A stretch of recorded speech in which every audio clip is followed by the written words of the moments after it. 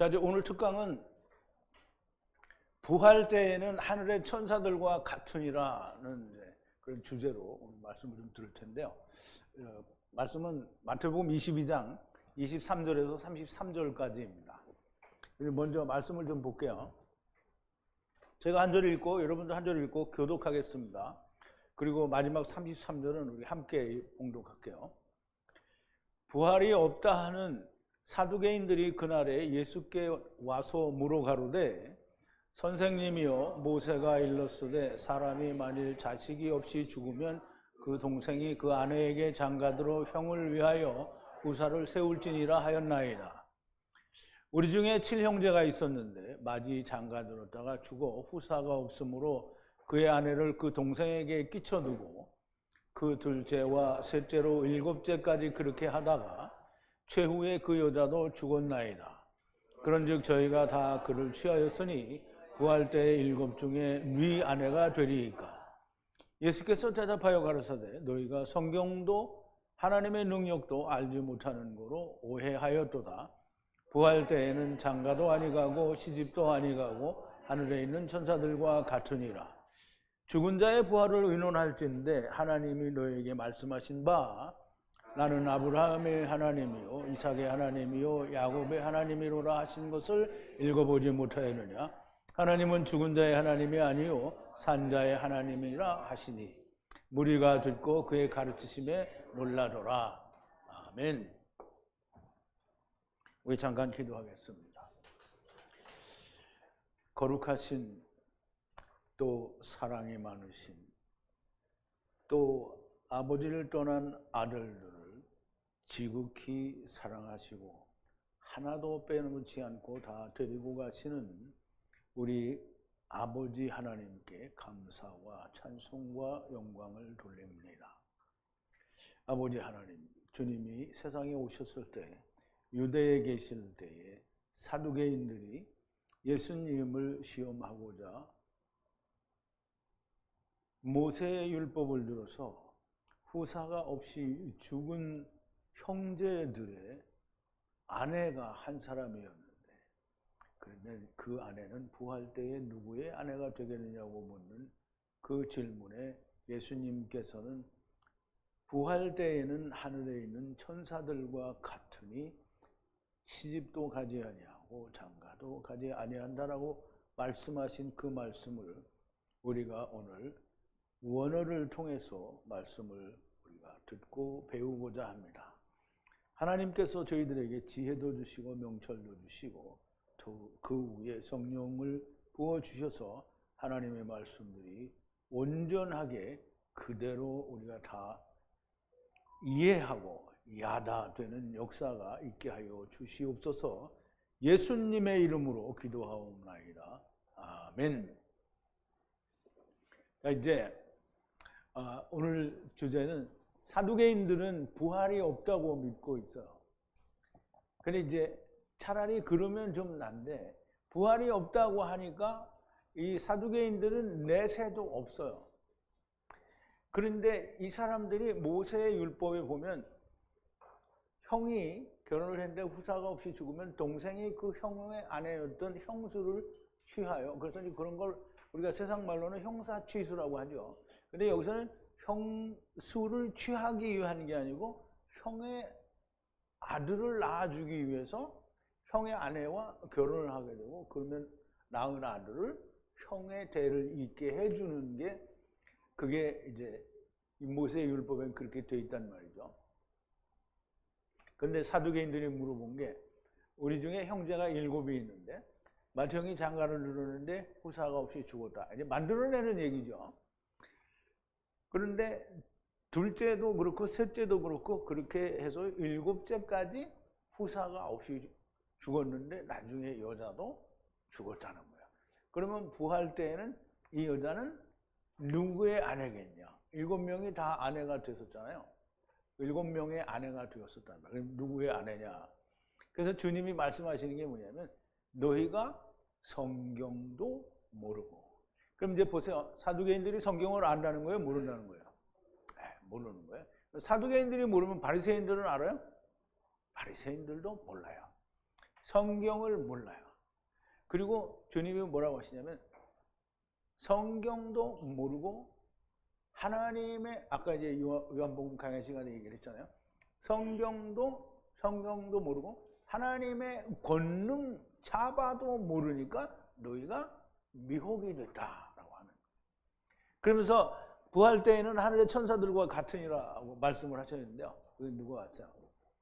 하시는데 우리가 이 말씀에 대해서 우리가 좀 깊이 생각을 해볼게요. 이게 전부 선제 또는 하나님의 나라와 연관이 되어 있는 거기 때문에 잘 들어야 됩니다.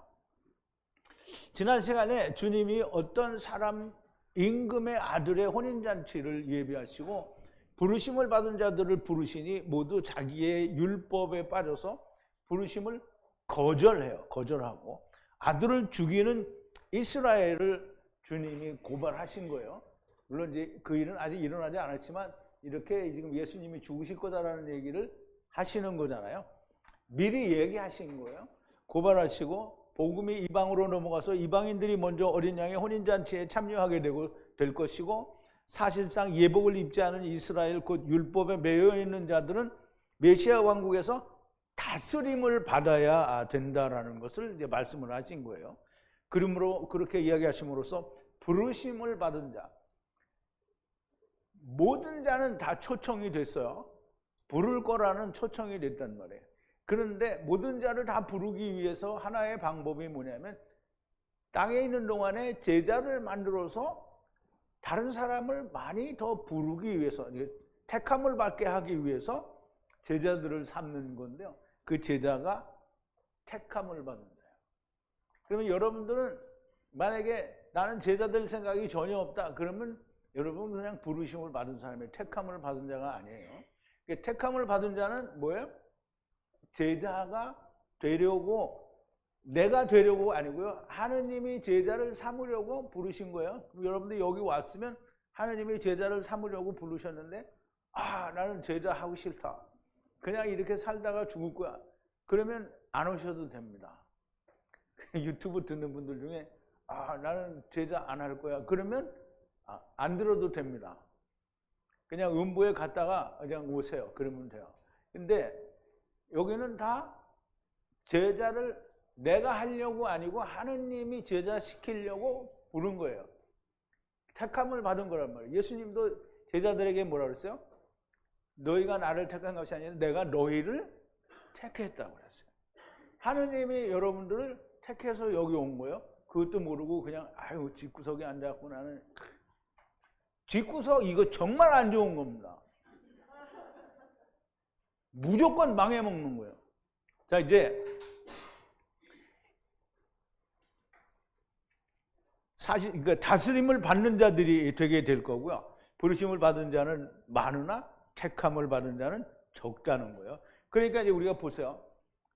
바울 같은 사람이 많아요, 적어요?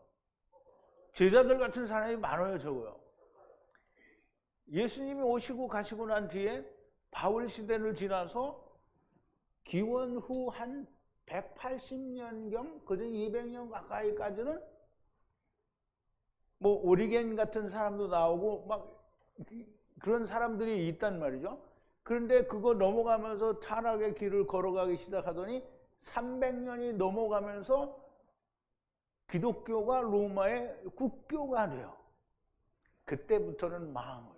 세상과 결탁을 한 거거든요. 그래서 로마 교회는 카톨릭 교회죠. 로마의 교회는 카톨릭인데 카톨릭에서 프로테스탄트. 그럼 이제 우리는 프로테스탄트라고 하는데 미국 사람들은 프라르슨 그래요. 무슨 말인지 모르겠죠. 그게 프로테스탄트예요. 근데 프라르슨이라고 한다는 말이에요.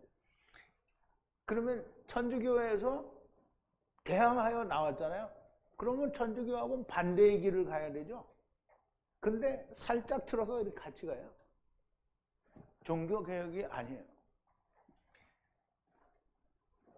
타락한 이후로 하나님의 말씀이 전해진 적이 없어요. 이제 내가 모르니까.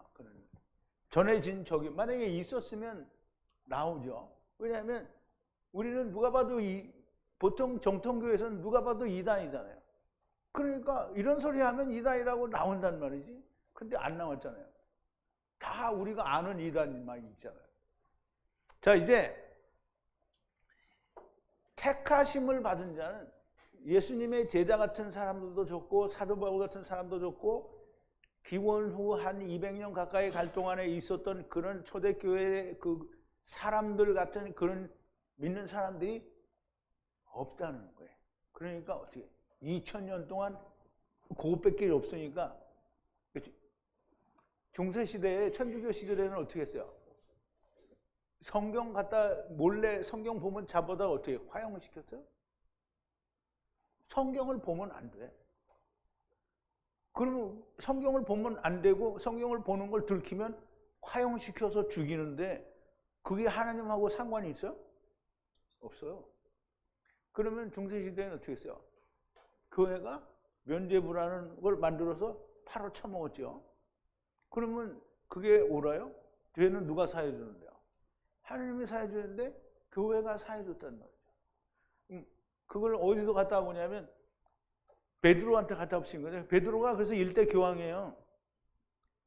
베드로가 원하지 않았는데 천주교에서는 베드로를 일대 교황으로 세웠어요. 왜냐하면 천국의 열쇠가 거기에 있으니까. 천국의 열쇠는 베드로가 가지고 있는 게 아니라 천국의 열쇠는 예수 안에 있는 사람은 누구나 가지고 있어요. 그런데 천주교에서는 베드로만 있는 줄 알고 베드로로 교황을 삼은 거예요.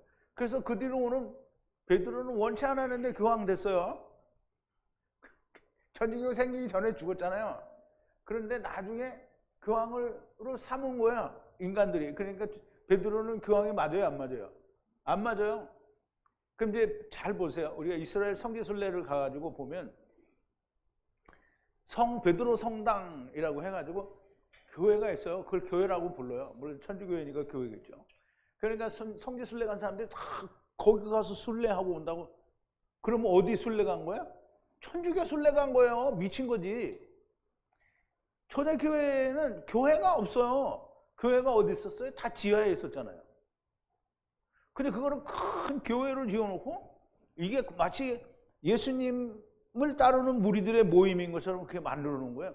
성 베드로 성교회는 성경에서 말하는 교회가 아니에요. 그건 천주교회예요, 천주교회. 그러니까 거기 순례 갔다 오면은 뭐 갔다 온 거예요? 천주교 순례 갔다 온 거예요. 그러니 아무 상관도 없는데 갔다 온 거예요. 차라리 이스라엘 광야에 갔다 온 것만도 못한 거예요. 자, 이제 택함을 받은 사람들이 이렇게 적은 거예요. 부르심을 받은 자는 이스라엘 4와 곧 6 모두가 다 부르심을 받았어요. 종이 되는 택함을 받은 베냐민은 매우 적은 거예요. 이스라엘에 야곱의 아들이 12아들이 있잖아요. 12아들 중에 베냐민은 누구예요? 하나죠. 하나예요. 부르심과 택함의 차이를 주님이 그 일을 통해서 임금님의 혼인잔치, 임금의 아들의 혼인잔치를 통해서 부르심과 택함의 차이를 설명하신 거예요. 자, 이제 부르심과 택함에 대한 충분한 이해가 있었으리라고 생각이 되고요. 이 다음에 나오는 말씀은 즉 임금님의 아들의 혼인잔치 다음에 나오는 얘기는 가이사의 것은 가이사에게 하나님의 것은 하나님께 드리라는 비유인데요. 그건 지난번에 특강 시간에 했어요. 다른 때 했으면 또 했을 텐데 특강에 했어요. 그러니까 그거는 건너뛰고 그걸 건너뛰고 나서 뭐가 나오냐면 사두개인들이 나와요. 사두개인들의 이야기로 넘어가는데요. 부활 때에는 하늘의 천사들과 같으니라는 말씀이 되는데요. 부활이 없다고 믿는 사두개인들이 그날에 예수님께 와서 묻습니다. 자, 이제 부활이 없다 하는 사두개인들이 그날에 예수께 와서 물어가로되 그랬잖아요.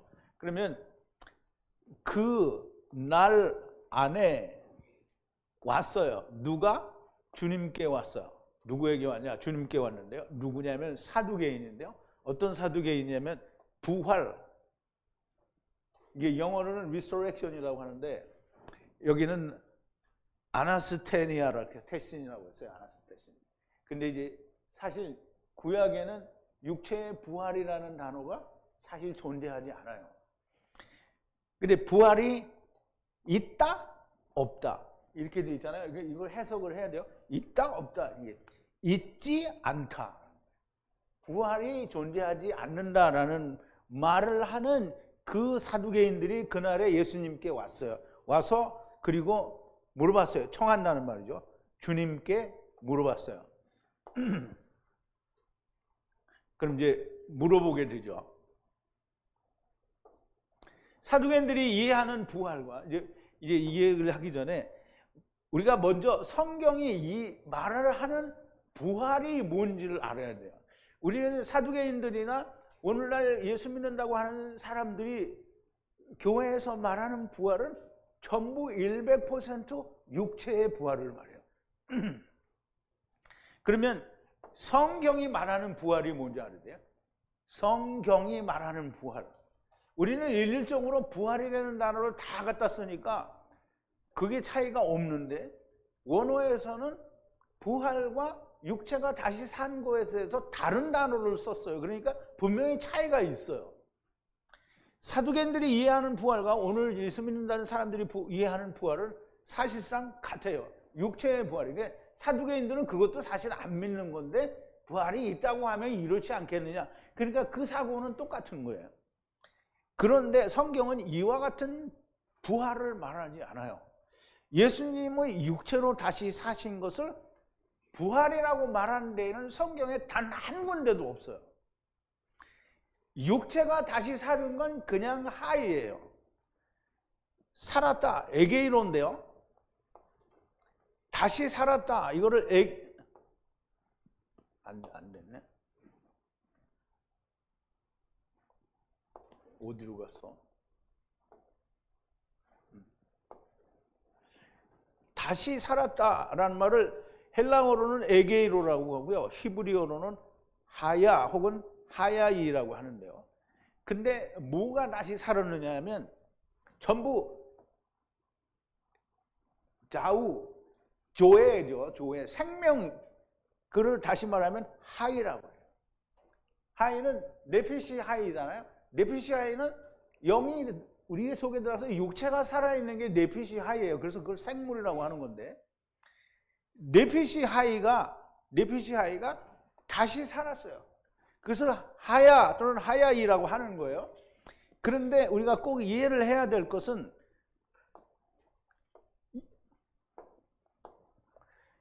육신의 생명이 다시 살았다는 이 단어 하야 혹은 하야이는 미래에 하나님의 영으로 다시 살 것에 대한 설명을 하기 위해서 하야나 또는 하야이를 쓰는 때는 있어요. 그렇지만 이 말이 구약에서는 육체가 살아나는 걸 보여준 적이 없잖아요. 물론 이제 그 사렙다 과부의 아들 같은 경우에는 다시 사는 게 나와요. 그때 다시 사는 게 또 하야라는 말이죠. 그래서 구약에서 먼 미래에 영이 다시 살아날 거에 대한 예언의 말씀으로 하야나 하야이를 사용하기는 하지만 예수님이 다시 살아난 그 부활이라고 말하지 않고 전부 에게이로 하야 또는 하야이라고 말하는 게 육신이 다시 살았다는 거예요.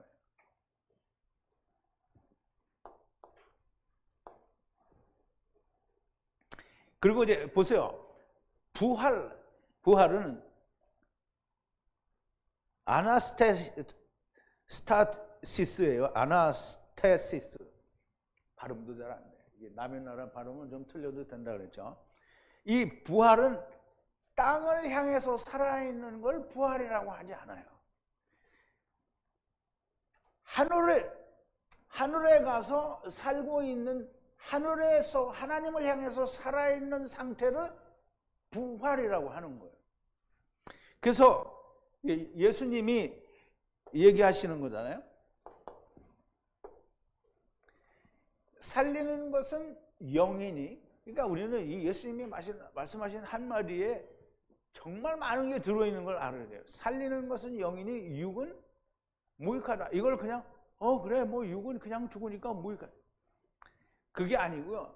살리는 것은 영이니 육은 무익하다. 육은 아무짝에도 쓸모가 없다는 거예요. 그런데 사람들은 육신이, 근데 이제 내 말도 또 혹 틀렸을 수도 있어요. 육신은 아무짝에도 쓸모가 없다고 그랬는데 구원을 위해서는 아무짝에도 쓸모가 없어요. 그런데 예수 안에 들어간 사람에게는 육체가 필요해. 누구처럼? 예수님처럼, 또 바울처럼, 제자들처럼 필요하다는 말이죠. 그래서 구원을 위해서는 육체가 필요 없어요. 그런데 하나님 나라의 말씀을 전하기 위해서는 육체가 필요하다는 말이에요. 자, 이제 육신은 무익하다고 그랬어요. 아무것도 유익하게 할 수가 없고, 내가 너희에게 이야기하는 이 말이 영이요 그리고 생명이다 라고 예수님이 얘기하시죠. 그러면 영이 다시 사는 것이, 부활은 그러니까 잘 생각해야 돼요. 부활은 육신이 살아나는 게 부활 아니고요, 영이 다시 사는 게 부활이에요. 그러면 성경에 나타난 부활의 첫 번째 묘사가 어디 나오냐면 첫째 부활이 어디예요? 그 정도는 외우고 있어야 되지 않아요? 쫙 계시록이 나오는데 쫙 계시록이 얼마나 멀어. 계시록 20장 5절에 보면 첫째 부활은 메시아 왕국이 시작되기 바로 직전이에요. 그러면 첫째 부활은 뭐예요? 영원한 집, 그 집을 입고 왕노릇을 하는 거예요. 거기가 첫째 부활이에요. 이제 좀 이따 나오는데요. 육체가 다시 사는 것을 부활이라고 하지 않고요, 베드로도 주님은 육체로는 죽이심을 당하시고 영이 다시 살리심을 받았다라고 베드로전서 3장 18절에서 얘기를 하는데요. 자, 이제 보세요. 그리스도께서도 한번 죄를 위하여 죽으사 의인으로서 불의한 자를 대신하셨으니 이는 우리를 하나님 앞으로 인도하려 하심이라. 육체로는 죽임을 당하시고 영으로는 살리심을 받았다. 여기 이제 우리말에는 강조점이 없어요. 그런데 원어에는 강조점이 있어요. 그리고 그리스도도 한 번 죄에 대하여 고난을 당하시고 그랬어요. 우리말에는 이게 프로그램에는 경험하다고 그랬는데요, 경험이 아니에요. 이게 고난을 당하신 거예요. 고난을 당하셨어요. 어떻게? 의로운 자로서 죄를 인하여 고난을 받으셨어요. 왜? 불의한 자를 그와 같이 누구에게로? 그 하나님께로 가져오기 위해서 불의한 자 너희들을 하나님께로 데려오기 위해서 의인으로서 죄로 말미암아 고난을 받았다는 말은 뭐예요? 죽었다는 거잖아요. 그래서 여기에 보면 man이 있어요. man. 이게 정확하게 의심할 바 없이 이런 뜻이에요. 그러면 의심할 바가 없어요. 무조건 절대적으로 죽었어요. 여기는 뭐냐면 다나토스예요. 다나토스. 이게 우리가 헬라어에서 얘기하는 다나토스 혹은 네크로스 뭐 이런 게 죽었어요. 육신이 죽었어요. 그런데 영혼은 살리심을 받았어요. 예수님이 뭐라 그랬어요? 살리는 것은 영이라고 했잖아요. 그래서 이 살린다라는 말은 영이 다시 사는 거예요. 활기뛰게 한다라는 말인데요, 영이 다시 사는 거예요. 그래서 베드로가 얘기했는데 분명히, 근데 이제 여러분들이 그러니까 여러분들은 이미 들었으니까 혼란이 오지 않을 텐데 다른 사람들은 혼란이 오죠. 그럼 예수님이 육체로 부활을 했지 않냐? 육체가 부활이라고 하지 않는다 그러죠. 육체가 다시 살지 않았느냐? 그러면 그건 뭐냐? 그럼 이제 설명을 해드릴게요. 자, 이제 그러면 육체가 다시 살으신 것은 무엇이냐? 너도 보세요. 이게 여러분들은 이해가 해당이 되는 거예요. 그런데 유튜브 강의를 들으시는 분들한테 내가 너도라고 얘기했는데 그 사람들은 이게 무슨 말인지 모를 거예요. 예수님을 믿고 나무에 달려 죽은 후, 그러면 이제 우리가 예수님을 믿는다고 하잖아요. 예수님을 믿는다라는 말은 예수님이 나무에 달려 율법에 선악을 알게 하는 나무에 매달려 죽으신 것처럼 나도 내 막대기 내 나무에 매달려서 죽은 거예요. 죽으면 지금 이제 여러분들이 예수님을 믿고 나무에 나도 그러니까 우리가 번역대로 하면 예수님이 자기 십자가를 지고 나를 쫓으라고 했잖아요. 자기 십자가는 자기 나무예요. 자기 율법을 지고 자기도 어떻게 해요? 죽어야 된다고 그랬잖아요. 그렇게 예수님을 믿고 죽었어요. 그러면 여러분 이제 죽는 믿음을 가졌어요. 성령 안에서 죽는 믿음을 가졌어요. 그 여러분들이 육체가 죽었어요? 사도 바울은 하늘나라 갔다 왔어요. 죽었어요? 안 죽었어요. 그러면 지금 이제 여러분들은 그렇게 하나님이 불렀어요. 그럼 뭐 하라고 택했어요? 하나님 뭐 하라고 택했다고요? 일하라고. 무슨 일 하라고? 예수님이 무슨 일 했어요? 40일 동안 하나님 나라의 일을 전했어요. 하나님 나라의 일이 뭐예요? 하나님 나라의 일이 여기서 열로 가는 게 손가락 이렇게 하는 게 이게 하나님 나라의 일이에요? 아니요. 아들을 보고 믿는 자마다 영생을 얻는 일을 그걸 40일 동안 했어요. 40일은 뭐예요? 40날 낮과 밤. 인생이 끝날 때까지를 말하는 거예요. 그러면 여러분들이 40일 동안 그러니까 예수 그리스도와 더불어 함께 죽고 함께 살아서 살아있는 동안에 일을 하라고 예수님이 40일 동안을 살아서 보여준 거예요. 괜히 보여준 게 아니에요. 내가 육체가 이렇게 살았노라 이거 보여주는 게 아니고요. 너도 죽고 다시 살아서 일을 해야 된다는 거예요. 택함을 받았으니까. 택함 안 받은 사람은 그냥 살다 죽어도 돼요. 그냥 살다가 가돌이니까. 맨 나중에 구원을 받으면 돼요. 안 되는 거 아니에요. 다 돼요. 부활이 나중에 제일 끝에 둘째 사망에서 된단 말이에요. 그러면 둘째 사망이 되니까 그럼 난 내 마음대로 그렇게 살아요. 내 마음대로 살아요. 근데 그 결과에 대해서는 책임을 내가 질 수는 없어요. 당신들이 선택한 건데 내가 왜 책임을 지냐고. 예수님도 유대인들에게 얘기했잖아요. 그냥 너는 너희대로 살아라. 안 고쳐줬어요. 너희가 본다고 하니 그냥 네 죄가 있느니라. 그럼 그냥 놔뒀잖아요. 안 고쳤어요. 그럼 우리도 고칠 필요가 없어요. 그렇게 우기면 그렇게 하라는 거예요. 그러면 예수님이 그냥 내버려뒀으니까 용서했다. 용서 안 했어요. 어디로 가요? 전부? 다 음부에 가죠. 누가 갔어요? 음부에? 부자가 갔어요. 다 거기 가는 거예요. 자, 이제 예수님이 40일 동안 뭘 하셨는지 우리가 보자고요. 사도행전 1장 3절인데요. 사도행전을 우리가 조금 있으면 곧 할 것 같기는 한데, 누가가 이 총독인지 누군지 데오빌로라는 사람에게 편지를 쓰는 내용 중에 하나인데요. 예수 그리스도께서 해를 받으신 후에 저희에게 확실한 많은 증거로 친히 사심을 나타내사 40일 동안 저희에게 보이시며 하느님 나라의 일을 말씀하시니라 그랬어요. 그러면 고난을 당하시고 함께 살으셔서 그가 옆에 서 있었어요. 어떤 것 옆에. 그 어떤 것이 뭐냐? 사람들 옆에 서 있었어요. 그러면 왜 서 있어요?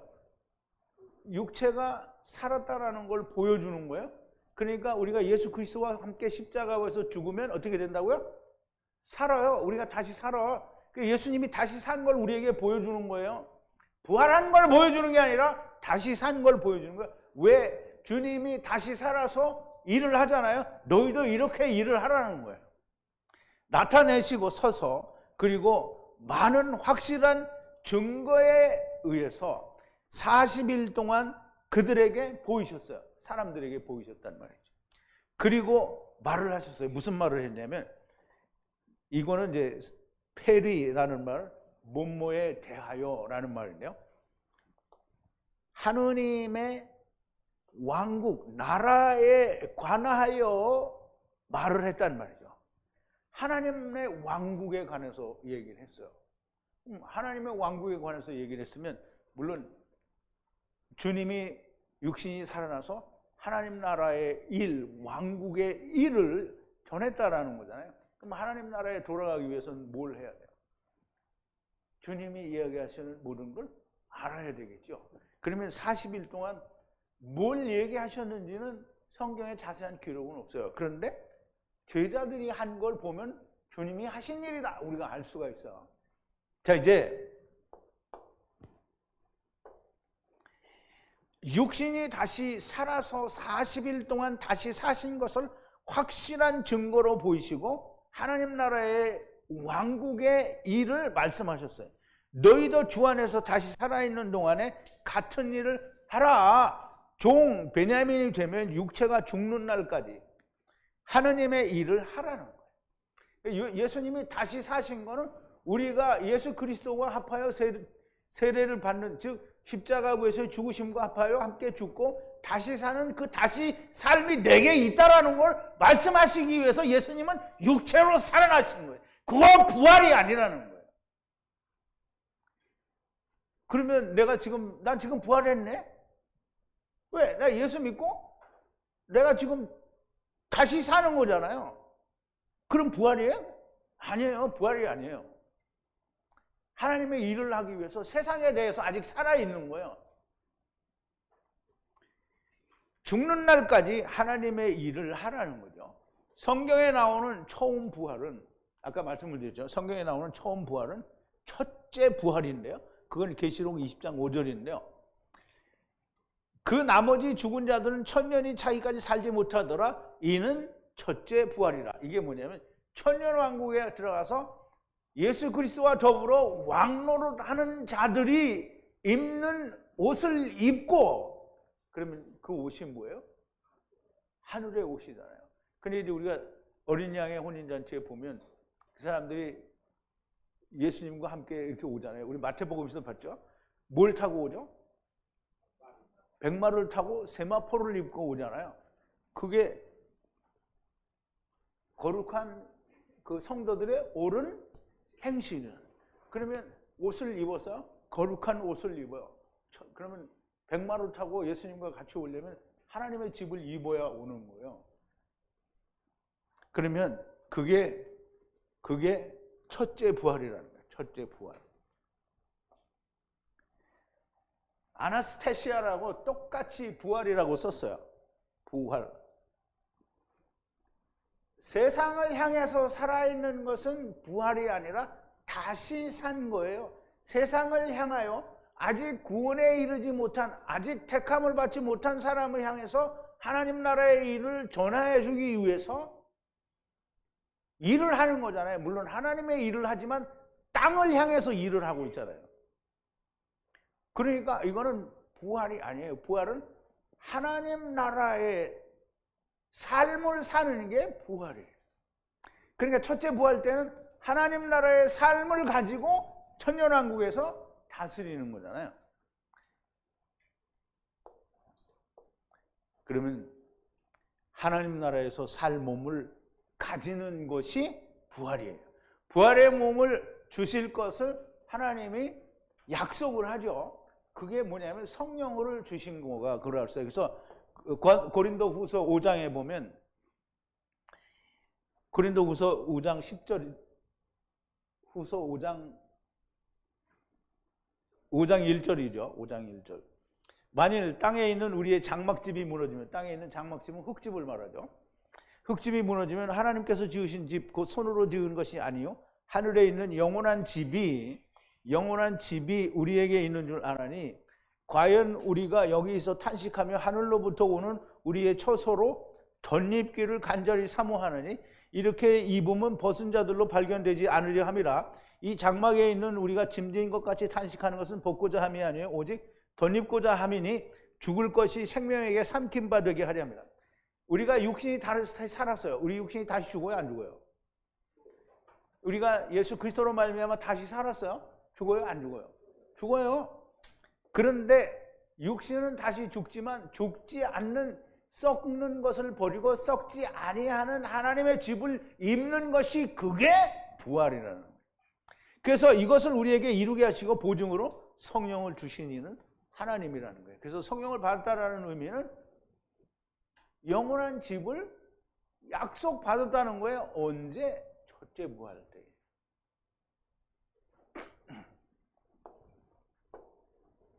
자, 이제 육체가 다시 사신 것은 하나님의 일을 위하여 잠시 다시 산 것이고 부활이 아니에요.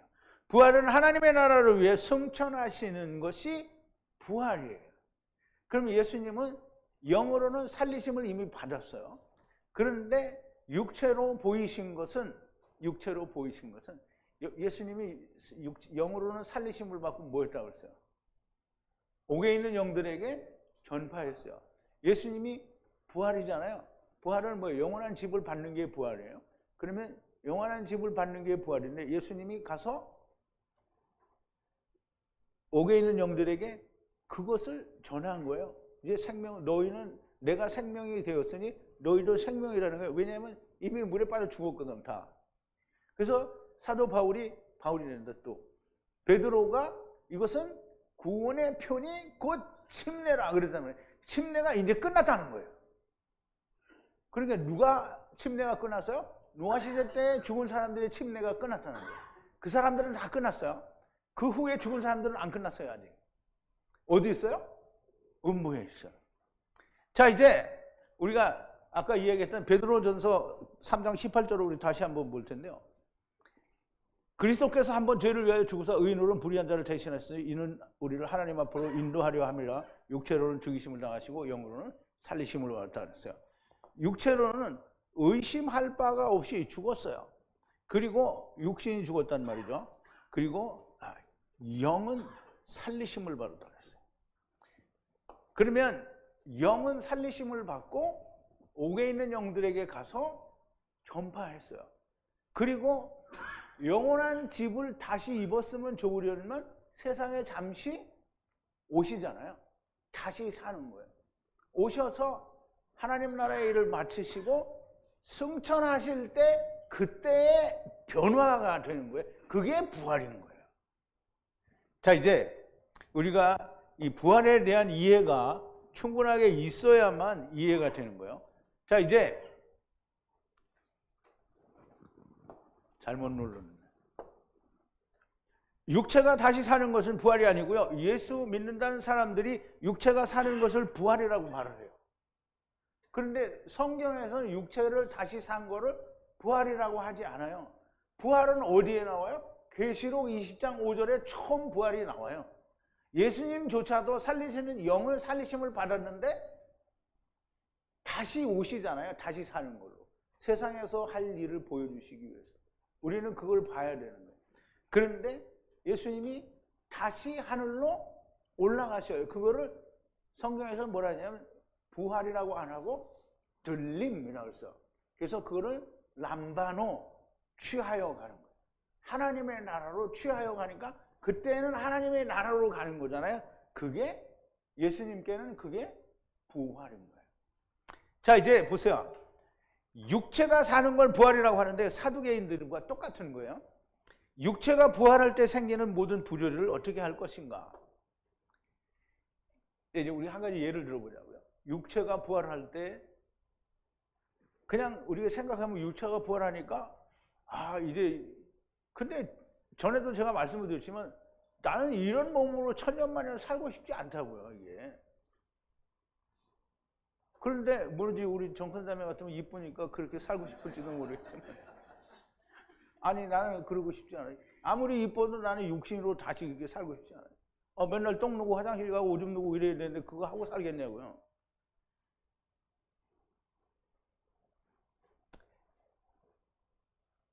육신으로 살면 우리가 만나는 사람을 다 알게 되잖아요. 그러면 우리끼리 만나면 좋기는 한데 뭐 히틀러도 만나야 되고 그리고 이제 또 생각해 보라고. 부활은 물고기도 새도 짐승도 다 부활한다는데 그러면 우리가 육체로 부활하면 물고기는 물고기로 부활해야 되잖아요. 새는 새로 부활해야 되고 짐승은 짐승으로 부활해야 되고 사람만 사람으로 부활하는 거잖아요. 그러면 사람은 좋지만 사람도 안 좋지. 사실 이렇게 히틀러를 만나야 되는데 부활하게 되면 히틀러도 부활해요. 뭐 음부에 있을 때는 안 하지만 나중에 다 부활한다고. 그러면 하늘나라에서 우리가 히틀러 얼굴 볼 거 아니에요, 그죠? 맨 나중에. 그러면 그게 뭐냐고요? 마귀들을 우리가 마귀를 보면 안 되잖아요. 하나님의 형상을 입은 마귀를 봐야 우리가 아무 적이 없는 거잖아요. 그럼 세상에 있던 마귀, 그럼 귀신들은 귀신이 올라오면 어떻게 해요? 귀신도 집을 입어야 돼요. 자, 이제 어쨌든 육신이 부활을 하게 된다고 하면 엄청난 많은 장애물들과 벽에 부딪히는데 그걸 길을 쓰고 육체의 부활이라고 우기는 거는 뭐냐고요? 사두개인들하고 똑같기 때문에 그런 거예요. 그러면 예수 믿는 사람들이 오늘 이 질문에 대해서, 사두개인들의 질문에 대해서 예수님의 답변을 아멘 하면 안 돼요. 그러니까 오늘 신학하는 사람들이 예수님이 그렇게 답변을 하늘의 천사들과 같이 했다라고 하시고는 그렇게 학문에서는 얘기를 해요. 그런데 자기들은 그걸 믿지 않는 거예요. 안 믿어요. 육체를 부활한다고 믿으면서 주님이 이 사두개인들에 대한 주님의 답변에 대해서 아멘 이렇게 하면 자기들이 믿은 거에 대해서 다 파토를 놔야 되는 거예요. 자기가 스스로 믿는 것을 스스로 부정하는 것이요, 주님의 말씀을 이해하지도 못하면서 그냥 아멘을 남발하는 김영삼 대통령이 부정을 척결하려고 했더니 거기 기독교인이 되게 많이 나왔다니까 아멘 이렇게 하는 인간들하고 똑같은 인간들이 되는 거예요.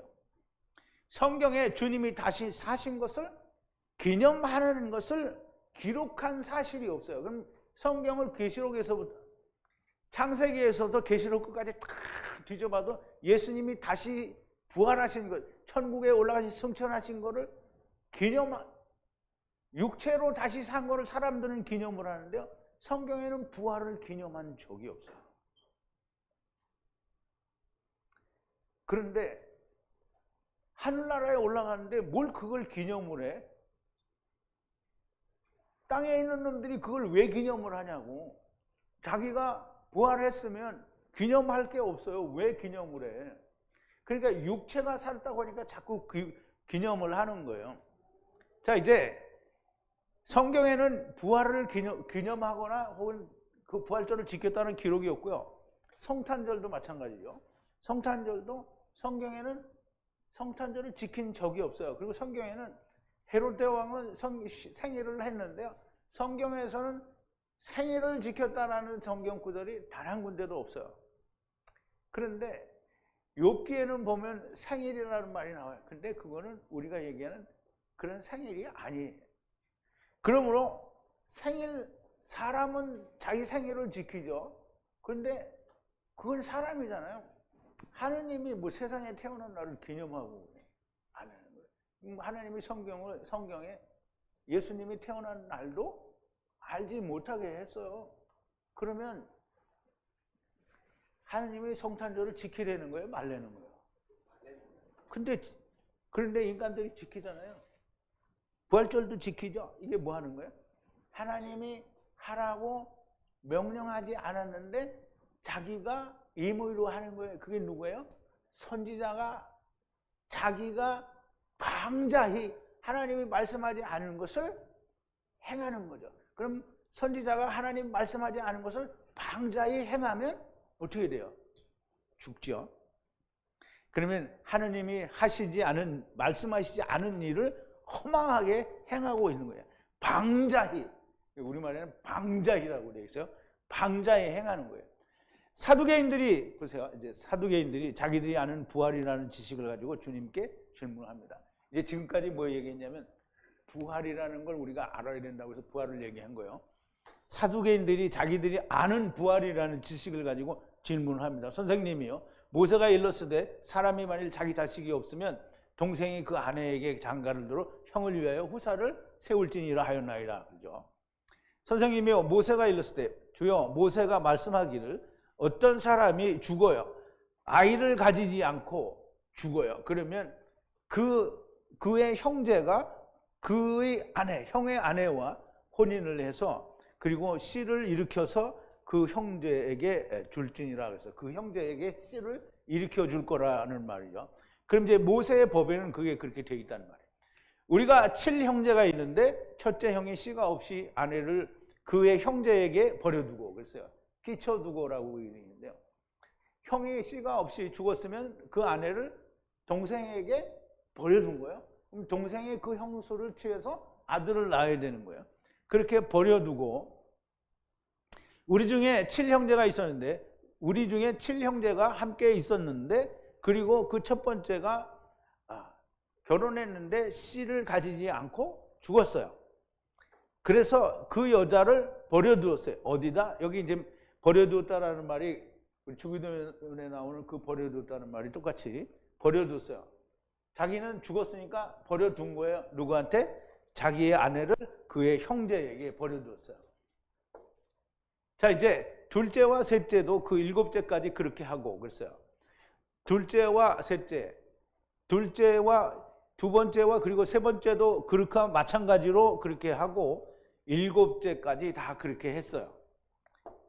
그리고 죽었어요. 최후에는 여자도 죽었어요. 최후에 마지막에는 모두 죽었어요. 그리고 그 여자도 죽었어요. 그런즉 저희가 다 그를 취하였으니, 아내로 했으니까 부활 때에는 7 중에 누구의 아내가 되겠습니까? 그랬어요.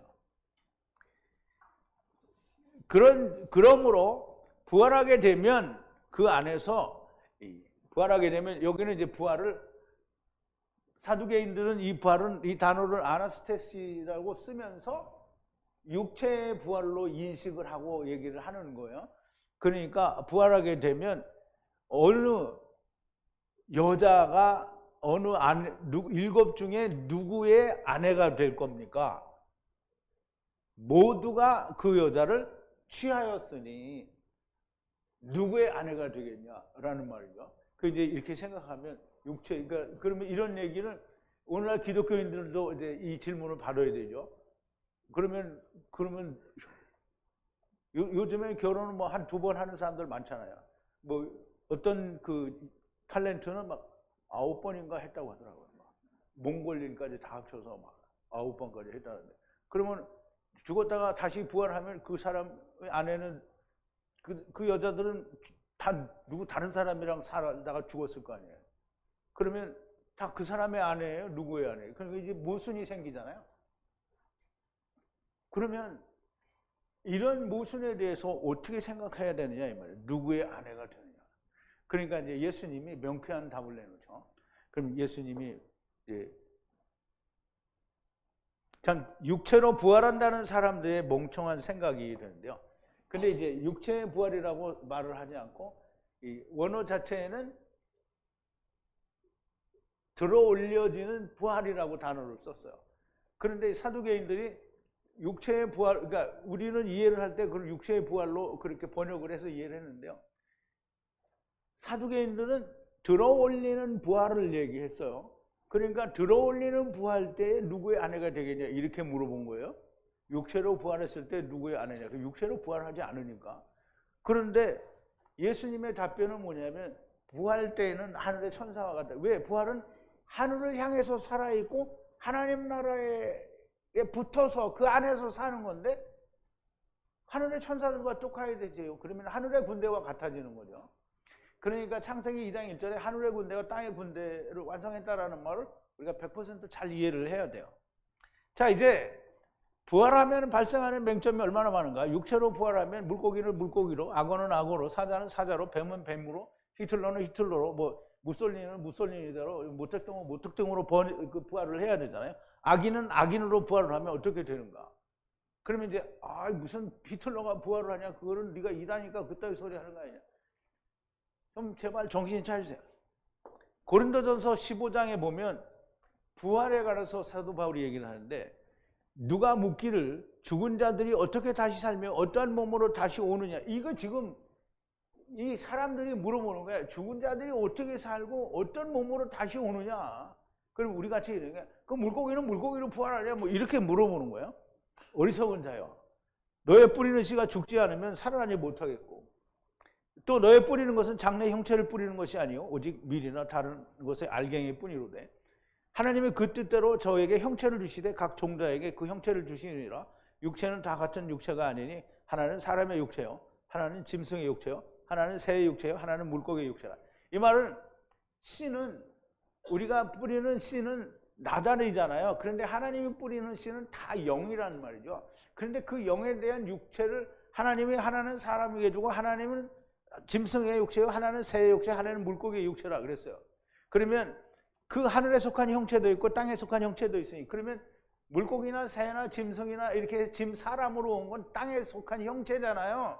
그런데 하늘에 속한 형체는 물고기도 아니고 뱀도 아니고 짐승도 아니고 사람도 아닌 영이란 말이에요. 영. 하늘에 속한 형체도 있고 땅에 속한 형체도 있으나 하늘에 속한 데의 영광이 따로 있고 땅에 속한 데의 영광이 따로 있으니 해의 영광도 다르며 달의 영광도 다르며 별의 영광도 다른데 별과 별의 영광이 다르도다. 죽은 자의 부활도 이와 같으니 썩을 것으로 심고 썩지 아니할 것으로 다시 살며 욕된 것으로 심고 영광스러운 것으로 다시 살며 약한 것으로 심고 강한 것으로 다시 살며 육의 몸으로 심고 신령한 몸으로 다시 사나니 육의 몸이 있은즉 또 신령한 몸이 있느니라. 육의 몸, 그러니까 많은 설명을 하는데 육의 몸으로 심고 영의 몸으로 다시 난다는 거잖아요. 그러면 육의 몸은 어떻게 해요? 심었으니까 버리는 거예요. 육체가 무너져야 영이 사는 거예요. 그러면 물고기로 부활한다고 했고 다 부활하는데 물고기, 새, 짐승이 다 똑같이 물고기, 새, 짐승으로 부활하면 뭐 한 거예요? 그러면 하나님의 집이 아니잖아요. 또 흙집을 입은 거잖아요. 그러면 그건 부활이 아니죠. 지금 사도 바울이 말하는 부활은 하늘에 있는 영원한 집을 입는 걸 부활이라고 하는 거예요. 부활에 대하여 설명하는데요. 제발 자기 생각을 가지고 성경에 이 말도 안 돼. 어떤 사람들은 그래요. 성경이 정말 말도 안 되는 물고기가 어떻게 부활하냐 그러고 말도 안 되는 소리를 써놨다라고 얘기를 하는 사람들이 있어요. 이거는 뭔가 잘못됐다라고 얘기를 해요. 누가? 신학자들이 그런 얘기를 하죠. 아, 이거는 하여간 뭔가 오류가 있다는 거예요. 그러면 보세요. 제발 자기 생각을 가지고 성경에는 말도 안 되는 것이 기록이 되어 있다라고 판단하지 말라. 신학이 맞냐? 바울이 맞냐? 그러면 이제 신학이 맞아요? 바울이 맞아요? 그래 이제 사람들은 신학을 되게 좋아하니까 바울을 막 연구하면서 바울이 가진 신학, 바울의 무슨 신학, 바울이 언제 신학을 말한 적이 없어요. 바울은 성경 하나님의 말씀만을 말했는데 이 인간들이 자기 대가리로 좋은 대로 바울 신학이라는 거예요. 바울 신학이 없어요. 바울은 신학을 연구한 적도 없고 바울 시대에는 신학도 없었어요. 그러면 신학이 맞냐 바울의 기록이 맞냐, 네 생각이 맞겠냐 하나님의 말씀이 맞겠냐. 그러면 당연히 하나님의 생각이 맞고 바울의 기록이 맞잖아요. 그러면 여기서부터 당신들의 말은 내가 들을 필요가 없는 거예요. 사도 바울이 기록하고 하나님께서 인정하신 것을 부정하면 어떻게 너의 말을 내가 인정할 수 있겠냐 이 말이에요. 그러니까 질문이라고 해대면 개똥 같은 소리 하지 말고 가라는 거죠. 어디로 가라? 음부로 가라는 거예요. 자기의 생각을 가지고 하나님의 말씀을 부인하는 당신은 금송아지의 신자가 되는 거예요. 금송아지를 믿고 있는 자가 되는 거예요. 하나님의 나라를 기억할 수 없는 것은 오직 흙집을 입었기 때문이고요. 귀신들은 주님을 만나면 주님을 알아요. 누가복음 28장 28절인데요. 예수님이 귀신 들린 자 앞에 나타났어요. 예수를 보고 부르짖으며 그 앞에 엎드려 큰 소리로 불러 가로되 지극히 높으신 하나님의 아들 예수여 나와 당신과 무슨 상관이 있나이까? 당신께 구하노니 나를 괴롭게 마옵소서. 그러면 귀신이 엎드려져서 뭐라 그랬어요? 부르짖으며 엎드려 큰 소리로 불러 가로되 지극히 높으신 하나님의 아들 예수요. 이건 누가 엎드렸어요? 귀신이 엎드리면 보여요? 귀신 들린 사람이 엎드린 거예요. 그러면 귀신이 엎드린 거예요, 그게. 그래, 그 귀신이 안다니까 하나님을 알아요. 그러면 이제 귀신이 나와가지고 우리처럼 흙집을 입었으면 모르죠. 아무것도 모르죠. 근데 흙집을 안 입었어요. 그러니까 나오니까 알아요. 그러면 우리가 하나님 나라에서 영원한 집을 입으면 세상이 기억이 나요, 안 나요? 안 나요. 그러면 귀신들도 집을 벗고 왔잖아요. 집을 가서 도로 입으면 자기가 세상에 왔던 생각이 안 나요. 자, 이제 하나님의 나라를 떠나서 흙짐을 입으면 하나님의 나라의 일은 무조건 단절이 되고요. 아브라함 품에 가면 음부를 볼 수 없고 생각이 나지 않아요. 영원한 집을 입으면 더 단절이 되는 것이고요. 귀신들도 다시 집을 입으면 떠났던 일과 단절이 됩니다. 예수님이 가라사대 너희가 성경도 모르고 하나님의 능력도 알지 못하는 거로 미혹되었도다라고 하는데요. 이 하나님의 능력이라니까 사람들이 생각하기를 하나님의 큰 파워를 모른다 이렇게 생각할 수 있잖아요. 그런데 아까 요한복음 시간에도 강의를 드렸는데요. 차바를 번역을 한 거예요. 차바를. 자, 이제 예수님께서 대답하여 가라사대 너희가 성경도 모르고 하나님의 능력도 알지 못하는 거로 오해하였도다 그랬는데요. 그 예수님께서 대답하시기를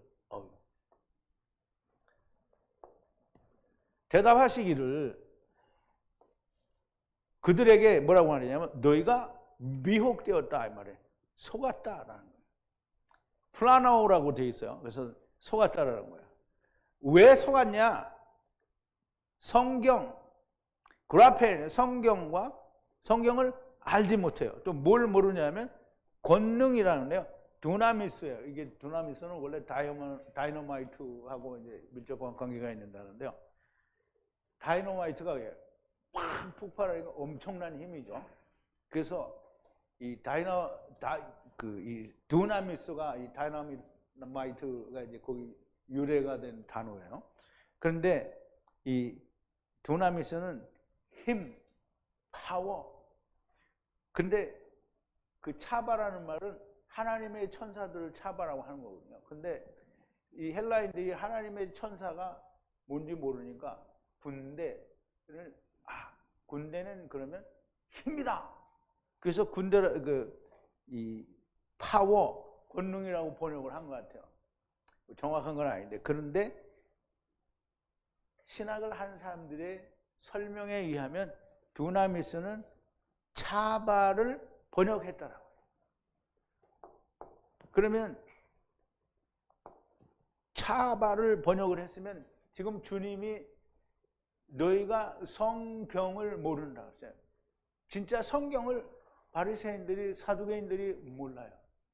성경을 모른다라는 말 모세오경을 읽을지 모른다라는 말이 아니고요. 모세오경을 통해서 하나님이 하나님 나라의 일을 말했는데 너희가 하나님 나라의 일을 단 한 가지도 모른다라는 말이에요. 그래서 예수님이 차바라는 단어를 쓴 거예요. 너 차바를 모르지 않냐. 그러니까 네가 미혹이 됐다는 거예요. 성경도 모르고 차바를 모르니까 성경 모르는 거고요. 차바를 모르니까 미혹이 됐다는 거예요. 자, 이제 우리는 이미 창세기를 통해서 차바가 뭔지 이미 벌써 몇 년 전에 여러분들 배웠어요. 히브리어로 자세히 배웠으므로 다 알기 때문에 미혹되지가 않아요. 그런데 성경을 모르고 하나님의 군대를 모르면 미혹이 돼요. 번역 성경, 신학, 장로들의 유전, 교리, 세상 학문으로 배우면 절대로 100% 미혹이 됩니다. 성경은 하나님께서 하나님의 아들을 낳으셨다라고 하시는데요. 주님도 아들이시고 천사들도 하나님의 아들이라고 해요. 물론 천사들과 하나님의 아들 예수님과의 구별을 위해서 예수님은 하나님이 낳았는데 언제 천사들을 위해서 내가 너희를 아들이라고 한 적이 있느냐. 그런데 성경에는 천사들은 하나님의 아들이라고 다 얘기하죠. 다만 차이를 두기 위해서 그렇게 설명을 한 것뿐인데요. 그러면 예수님이 하나님의 아들이잖아요. 하나님이 내보낸 아들이에요. 그럼 하나님이 여자 하나님이 있어갖고 같이 잠자리를 해서 아들이 나왔어요?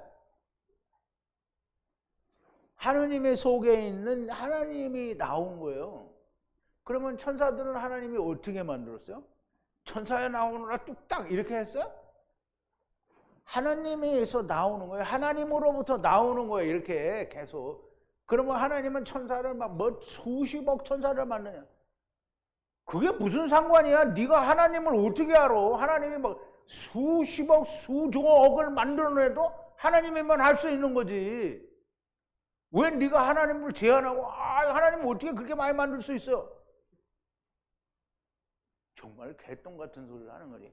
하나님은 그러면 전지전능하다라는 말을 하지를 말든지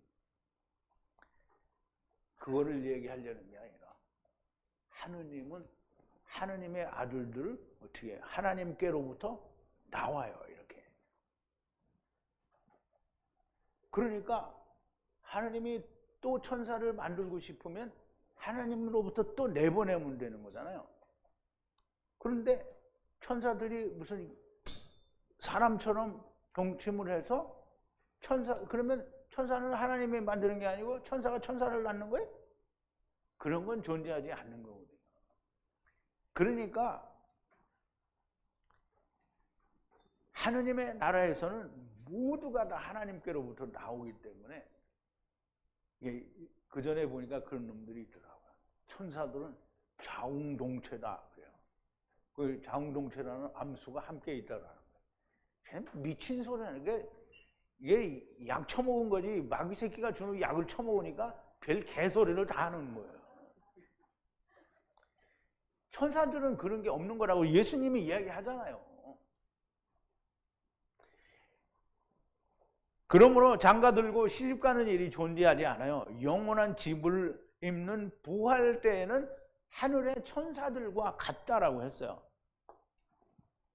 부활 때에는 장가도 가지 가고 시집도 가지 않는다고 그랬는데요. 여기에 결혼이 두 번 나오는데요. 하나는 여자가 하는 거, 하나는 남자가 하는 거예요. 그래서 장가 가고 시집도 가지 않는다고 얘기하는데요. 천사들과 같다는 거예요. 이 같이라는 말은 내가 앞에 거와 뒤에 거는 같다라는 뜻으로 설명을 했어요. 성령이 비둘기 같이라고 했으니까 비둘기가 곧 성령이다라는 그런 의미로 제가 설명을 드렸단 말이에요. 그러니까 하늘에 있는 천국에서는 천사들과 같다는 거예요. 그러면 하늘에 있는 천사들과 부활 때 올라간 고관은 둘이 같은 거예요.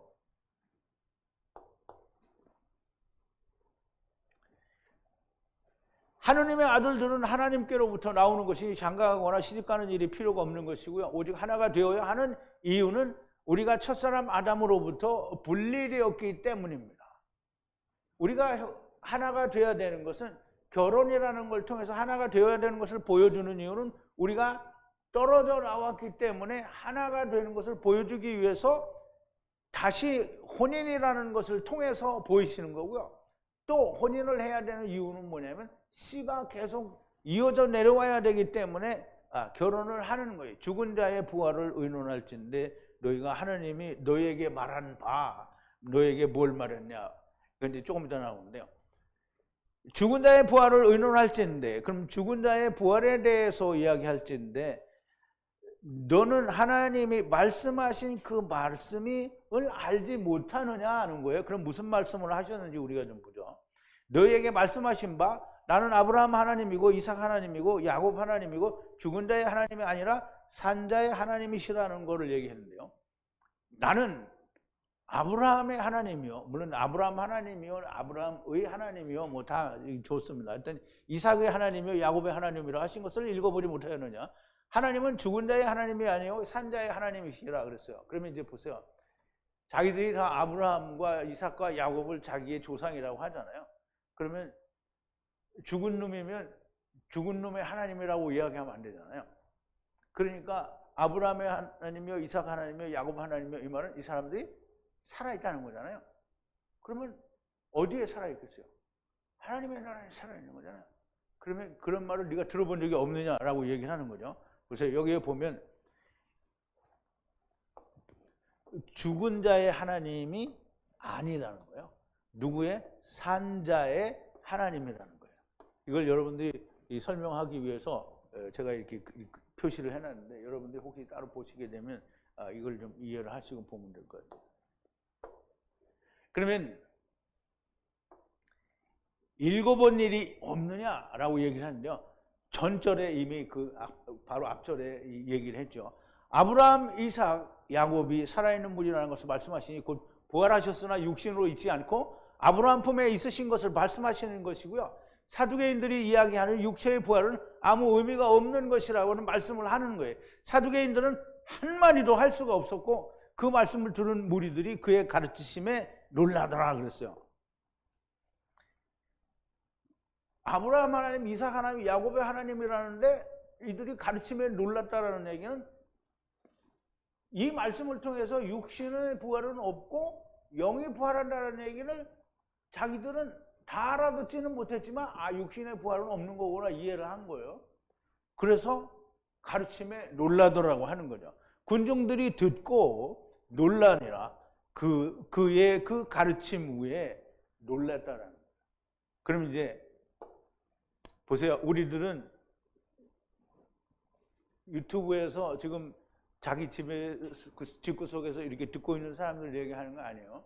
그 듣는 사람들 제외하고 이렇게 우리 줌에서나 여기에서나 이렇게 듣는 사람들은 너무나 명백하게 얼마나 놀라운 하나님의 말씀인지 우리가 이해가 가요.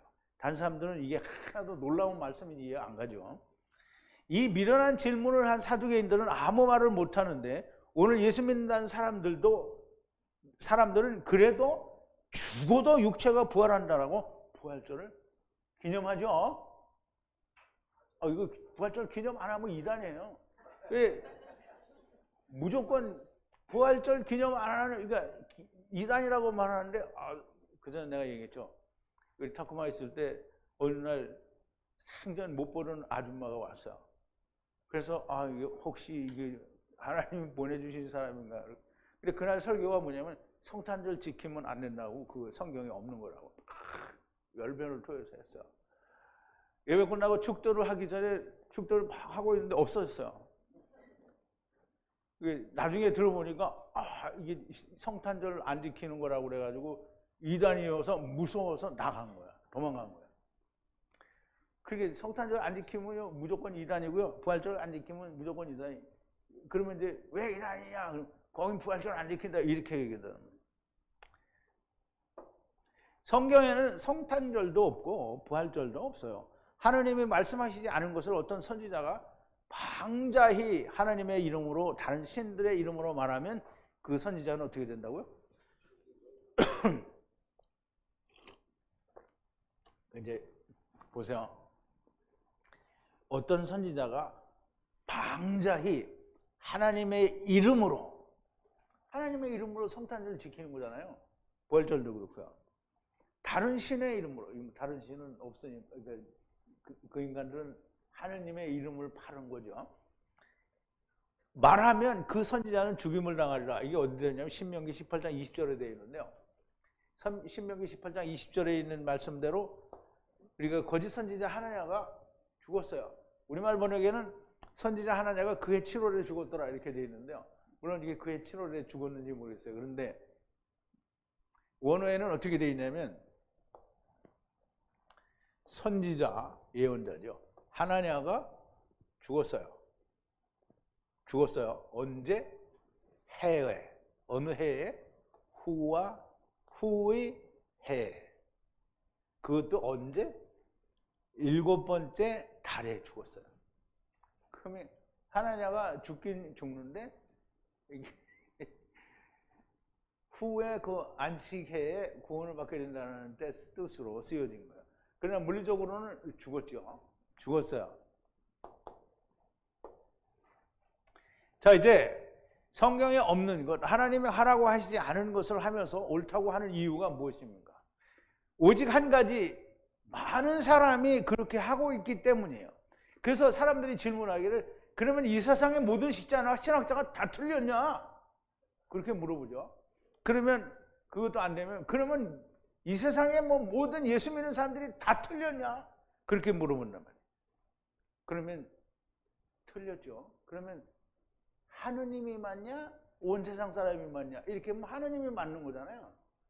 그러니까 이 사람들은 그러면 이제 보통 교회 다니는 사람들이 자기가 어디서 듣고 나가지고 야, 성탄절 지키면 안 된다 이렇게 얘기를 하면, 이렇게 얘기를 한다면, 야, 그러면 신학자가 틀렸어? 야, 그러면 예수 믿는 사람들이 다 틀린 거야? 그러면 이제 그 말을 딱 들은 사람이 나처럼 야, 하느님이 맞지? 다 틀렸어! 이렇게 말하면 되는데 못해요. 응? 못한다. 그러니까 찍소리 못하고 이제 당하는 거죠. 그러면 이제 보세요. 이 세상의 모든 사람들이 그 길을 가기 때문에 같이 가는 거예요. 그러나 주님이 뭐라고 하시는가? 넓은 문은 멸망으로 가는 문이라고 말씀을 하시죠. 시내산에서 온 이스라엘이 금송아지를 만들었는데 온 이스라엘이 금송아지를 만들었기 때문에 모세가 틀리고 하나님이 틀리냐 이 말이에요. 중세시대에는 가톨릭에서는 성경을 보면 무조건 다 죽이고 화형을 시켰어요. 불에 태워 주겠다고. 그러면 그들이 기득권자들이고 다수이기 때문에 그들이 오느냐? 유대인들은 다수요. 대부분의 사람들인데 주님은 혼자이고 그들은 다수이기 때문에 주님이 틀렸고 유대인들이 옳았냐? 유대인들이 옳았다면 왜 멸망을 당해야 하느냐? 왜 심판을 받았냐? 왜 하나님의 말씀하시지 않은 것들을 만들어서 하느냐? 왜 할까요? 뒤지려고 하는 거예요. 참 간단합니다. 하나님이 말씀하신 것만 듣고 믿으면 되는 겁니다. 하나님께서 사람과 아담과 처음 사용하신 언어가 이슈의 언어라고 하는 거예요.